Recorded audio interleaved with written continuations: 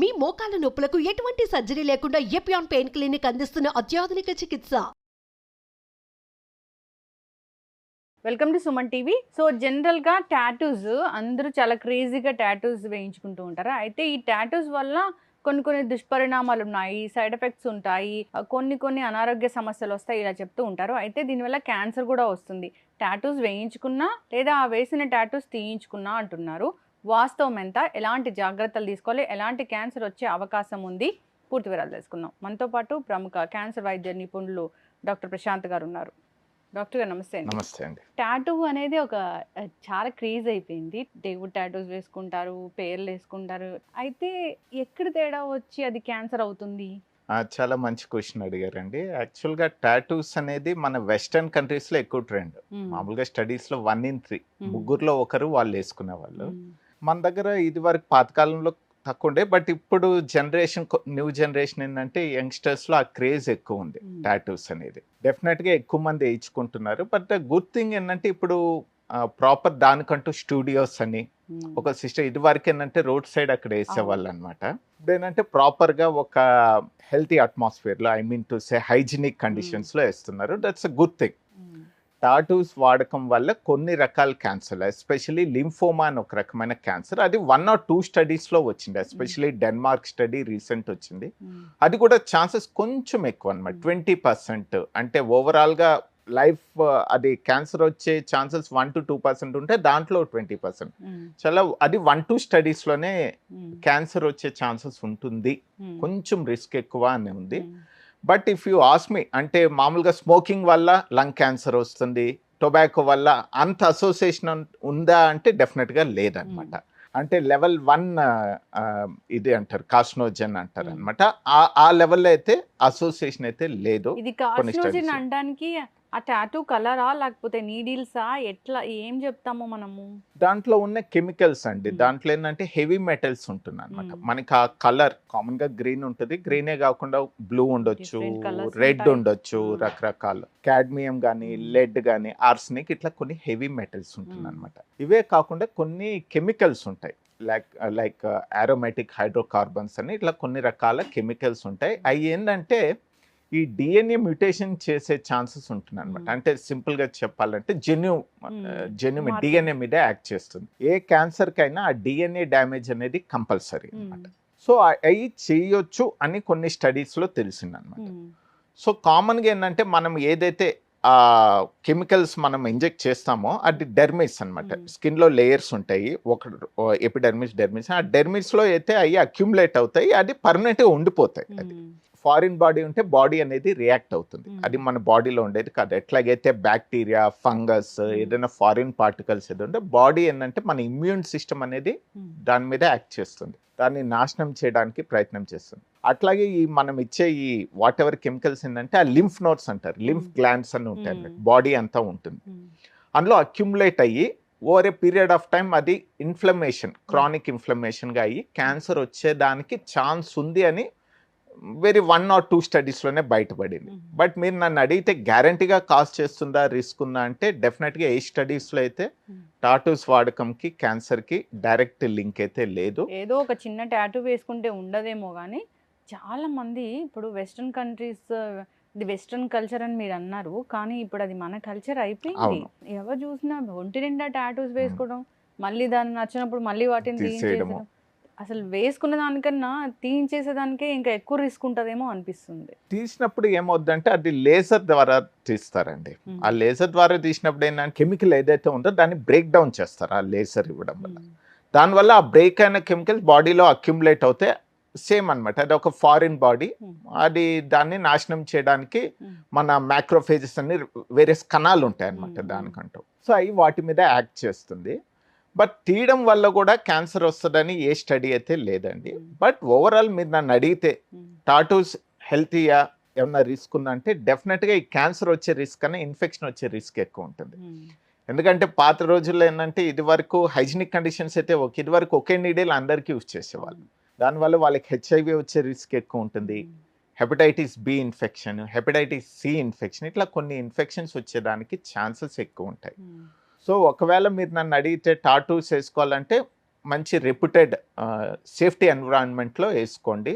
మీరు ప్లస్ ఏంటంటే permissible colours ఉన్నాయా అని అడిగి మంచి చోట వేసుకోండి అని నేను సజెస్ట్. బట్ వేసుకోకపోతే మంచిది, లేదు క్రేజ్ మేము ట్రెండ్తో పాటు పోతామంటే హైజీనిక్ కండిషన్స్ వేసుకోండి అని అయితే సజెస్ట్ చేస్తాను. సేఫ్ బాడీ పార్ట్స్ టాటూ ఇక్కడ వేసుకుంటే క్యాన్సర్ రాదు, టాటూ ఇక్కడ వేసుకుంటే ఇన్ఫెక్షన్ రాదు అనేది ఏమైనా ఉంటుందా? హ్యాండ్స్ కానీ అట్లాగా? అట్లేం లేదండి. ఇన్ఫెక్షన్ అనేది ఏంటంటే ఆ నీడిల్, ఒకే నీడిల్ ఎక్కువ మందికి యూజ్ చేయడం వల్ల వస్తుంది. ఇంకొక రిస్క్ ఏంటంటే చాలా రేర్గా ఆ కలరింగ్ ఏజెంట్ వల్ల అలర్జిక్ రియాక్షన్స్ వస్తాయి చాలా మందికి. అది కూడా ఒక రిస్క్, అది కూడా చూసుకోవాలి. ఫస్ట్ టెస్ట్ చేసుకొని, లేదు అలర్జీ ఏమీ లేదు, హైపర్ సెన్సిటివిటీ రియాక్షన్స్ అంటారు, అలర్జిక్ రియాక్షన్స్ అంటారు, లేదంటేనే వేసుకోండి. బట్ ఓవరాల్ నన్ను అడిగితే వేసుకోకుంటే మంచిది, లేదు మేము వేసుకోవాలి with the trend we have to go అంటే ఆ రిస్క్ అనేది మీరు పరిగణలోకి తీసుకొని వెళ్ళండి. మంచి చోట వేసుకోండి ఇన్ఫెక్షన్ లేకుండా. ఇప్పుడు మన డిఎన్ఏని చేంజ్ చేసేవి ఏంటంటే నార్మల్గా కూడా జెనెటికలీ మోడిఫైడ్ వెజిటబుల్స్ కానీ ఏమైనా తీసుకున్న ఫుడ్స్ అవి కూడా మన డిఎన్ఏని చేంజ్ చేస్తాయని, అట్లాగే ఇలాంటి ఫారెన్ బాడీస్ ఇవచ్చి కూడా డిఎన్ఏని చేంజ్ చేస్తాయా? డెఫినెట్గా రిస్క్ అయితే ఉంటుందండి. ఇప్పుడు హెవీ మెటల్స్ అనేది ఉంటుంది కదా, క్యాడ్మియం అని అయ్యి డెఫినెట్గా వాటికి ఆ డిఎన్ఏ చేంజ్ చేసే లక్షణం అయితే ఉంటుంది. సో ఎనీథింగ్ విచ్ కొద్దిగా ఉన్నా కూడా క్యాన్సర్ కాజ్ అయ్యే రిస్క్ అనేది ఎక్కువ అవుద్ది. అఫ్ కోర్స్ దాంతోపాటు మిగతా కూడా అసోసియేట్ కావాలి. వాళ్ళ ఇమ్యూనిటీ బాగా తక్కువ ఉండడము, అంటే డైటరీ పరంగా మాల్ న్యూట్రిషన్గా అండర్ నరిష్డ్ ఉండడము, వాళ్ళలో ఇమ్యూనిటీ అనేది తక్కువ ఉంటాయి. సో అదర్ అసోసియేటెడ్ ఫ్యాక్టర్స్ కూడా కలిపి వాళ్ళకి క్యాన్సర్ వచ్చే రిస్క్ పెరగవచ్చు. ఎప్పుడైనా బాడీలో ఉన్న హెల్దీ సెల్ అది సంవాట్ దానికి ఏం అర్థం కాక ఇలాంటి డిఎన్ఏ చేంజ్ అవ్వడము లేదా కన్ఫ్యూజ్ అయ్యి వేరే కణంలాగా మారడం, ఇలాంటి వాటి వల్లే ఈ క్యాన్సర్ ఒక ట్యూమర్ అనేది రెడీ అవుతుందా? కంపల్సరీ ఆ డిఎన్ఏ డ్యామేజ్ అనేది కంపల్సరీ అండి ఏ క్యాన్సర్ కైనా. మీకు అంటే చాలా మందికి తెలియదు, ప్రస్తుతానికి మీలో నాలో కూడా ప్రతిరోజు కొన్ని వేల డిఎన్ఏ మ్యూటేషన్స్ అనేది జరుగుతుంటాయి. అది కామన్. అది ఎందుకంటే ఆ సెల్స్ అనేది కొన్ని కోట్ల కణాలు కొత్త సెల్స్ రిప్లేస్ చేస్తుంటాయి. సో అందులో ఏదో ఒక తేడా అయితే జరుగుద్ది. కానీ మన బాడీలో ఇమ్యూన్ సిస్టమ్ ఎంత పర్ఫెక్ట్ గా ఉంటుందంటే దానికి ఒక సిస్టమ్ ఉంటుంది అనమాట. అది డిటెక్ట్ చేస్తుంది, స్కాన్ చేస్తుంది. ఏ కణం అయితే ఈ మ్యూటేషన్ అవుతుంది సరిగ్గా కావట్లేదో ఆ కణాన్ని నాశనం చేయడం జరుగుతుంది. అది కామన్ గా అయ్యేది అందరి బాడీలో, ప్రతి ఒక్కరికి అది కామన్. అది అందుకే ఎవరిలో అయితే ఇమ్యూనిటీ తక్కువ ఉంటుందో, సపోజ్ ఓల్డర్ ఇండివిజువల్స్, పెద్ద వయసు వాళ్ళల్లో ఏజ్ అనుసారంగా వాళ్ళ ఇమ్యూనిటీ అనేది తగ్గుద్ది. అందుకే వాళ్ళలో క్యాన్సర్ వచ్చే రిస్క్ ఎక్కువ ఉంటుంది చిన్న ఏజ్ వాళ్ళ మీద. అట్లాగే కొన్ని ఇన్ఫెక్షన్స్ లైక్ హెచ్ఐవి ఇన్ఫెక్షన్, వాళ్ళ ఇమ్యూనిటీ తక్కువ ఉంటుంది, వాళ్ళలో క్యాన్సర్ వచ్చేదానికి ఛాన్సెస్ ఎక్కువ ఉంటుంది. అలాగే కొన్ని ఇమ్యూనో కాంప్రమైజ్ డ్రగ్స్ ఇస్తారు, సపోజ్ కిడ్నీ ట్రాన్స్ప్లాంట్స్లో కానీ లివర్ ట్రాన్స్ప్లాంట్స్లో కానీ వాళ్ళ ఇమ్యూనిటీ తక్కువ ఉండడానికి కావాలని డ్రగ్స్ ఇస్తారు అనమాట. అంటే రిజెక్షన్ అనేది కాకుండా వాళ్ళల్లో కూడా లాంగ్ టర్మ్ యూజ్ చేసిన వాళ్ళలో క్యాన్సర్ వచ్చేదానికి రిస్క్ ఉంటుంది. సో ఏంటంటే ఏదైనా మన ఆహారం కానీ మన లైఫ్ స్టైల్ కానీ మన ఇమ్యూనిటీ బాగా ఉండేటట్టు మనం చూసుకుంటే ఆటోమేటిక్గా మనకి క్యాన్సర్ వచ్చే రిస్క్ తగ్గుతుంది. ఇమ్యూనిటీ బాగాలేదని ఎలా తెలుస్తుంది అంటే సీజనల్ డిసీజెస్ రావడము, ఇన్ఫెక్షన్స్ రావడం. ఇమ్యూనిటీ తక్కువ ఉండే వాళ్ళలో సపోజ్ వైరల్ ఇన్ఫెక్షన్ ఒక సీజన్లో అందరికీ వస్తుంది. మీరు గమనించుంటారు, కొందరికి 1-2 డేస్లో రికవర్ అయిపోతారు, వాళ్ళకి పెద్ద ఫీవర్ కాదు, సఫర్ కాదు. కొందరు ఏంటంటే అది సివియర్ అవుతుంది, మనకి చుట్టూ ఉండే వాళ్ళలోనే మనకి తెలిసిపోతుంది. సో ఇమ్యూనిటీ బాగున్న వాళ్ళకి ఏంటంటే తొందరగా రికవర్ అయిపోతుంది. వైరల్ ఇన్ఫెక్షన్ వచ్చినా కూడా ఇమీడియట్గా వాళ్ళ బాడీ రియాక్ట్ అవుతుంది, వాళ్ళు రికవర్ అవడం జరుగుతుంది. అట్లాగే సేమ్ విత్ క్యాన్సర్ కూడా. డాక్టర్ గారు, జనరల్గా ఏదైనా ఒక ఇన్ఫెక్షన్ వచ్చి అది మన బాడీ ఫైట్ చేసి మనం రికవర్ అవుతే అప్పుడు మన బాడీలో యాంటీబాడీస్ ఉన్నట్లా దానికి అదొక టీకాలాగా ఉంటుందా? అవునండి. కొన్ని వైరల్ ఇన్ఫెక్షన్స్ ఏంటంటే ఒక్కసారి ఇన్ఫెక్ట్ అయిందంటే ఆ యాంటీబాడీస్ ఫామ్ అయ్యాయి అనుకోండి, అది కొన్ని రకాల ఇన్ఫెక్షన్ లైఫ్ లాంగ్ మనకి ప్రొటెక్షన్ ఉంటుంది. ఎగ్జాంపుల్ ఏంటంటే చికెన్ పాక్స్, ఒక ఆర్టిఫిషియల్గా వాళ్ళు ఏంటంటే మన బాడీలో ఇమ్యూన్ రియాక్షన్ క్రియేట్ చేసి యాంటీబాడీస్ అనేవి పర్మనెంట్గా ఉంటుంది. కాకపోతే అన్ని రకాల ఇన్ఫెక్షన్స్కి మనం వ్యాక్సినేషన్ తయారు చేయడం కుదరదు అనమాట. కామన్ కోల్డ్ వాటర్ ఫైట్ చేస్తుందో అప్పుడు న్యాచురల్ గా యాంటీబాడీస్ వస్తుంది. బట్ ఒక్కోసారి కొత్త స్ట్రెయిన్స్ అవి డెవలప్ అవుతుంటాయి అనమాట. అందుకే కామన్ కోల్డ్ అనేది ప్రతి సంవత్సరం వస్తుంటుంది. ఈ సంవత్సరం వచ్చిన మన క్రియేట్ ఇచ్చేసిన యాంటీబయాటిక్ వచ్చే సంవత్సరం ఇన్ఫెక్షన్ కి పని చేయకపోవచ్చు, మళ్ళీ కొత్తగా మనము ఈ స్ట్రెయిన్స్ కొత్త వచ్చే కొద్దీ మనం కూడా మన బాడీ కూడా దానికి అడాప్ట్ అయ్యి దాన్ని ఫైట్ చేయడానికి చేస్తుంది అనమాట. ఇప్పుడు మీరు అన్నట్లుగా బాగా కెమికల్స్కి ఎక్స్పోజ్ అవ్వకూడదు. ఇది టాటూస్ అనే కాదు, జనరల్గా ఏ కెమికల్స్కైనా ఇంట్లో వేసే పెయింట్స్ కూడా మనకి క్యాన్సర్ వచ్చే కారణం అవుతున్నాయని కూడా చెప్తున్నారు. దాంట్లో కూడా కార్సినోజన్స్ ఉంటాయి, అట్లాగా హెవీ మెటల్స్ ఉంటాయి. అవునండి, మంచి క్వశ్చన్ అడిగారు. ఇప్పుడు పెయింట్ అనేది మనము ఒకేసారి వేస్తాం ఆ వేసినప్పుడే, కానీ ఆ పెయింటర్స్ ఉంటారు కదా వాళ్ళు రిస్క్ లో ఉంటారు ఆబ్వియస్ గా, ఎందుకంటే వాళ్ళు రోజు పని అదే పర్సిస్టెంట్. సో ఈవెన్ వాళ్ళే కాదు, ఒక్కొక్క స్టడీలో ఏంటంటే హెయిర్ డైస్ వేస్తారు కదా బార్బర్స్, వాళ్ళు పాపం వాళ్ళే రోజు వాళ్ళ పని రోజుకు 10 మందికి వేస్తుంటారు.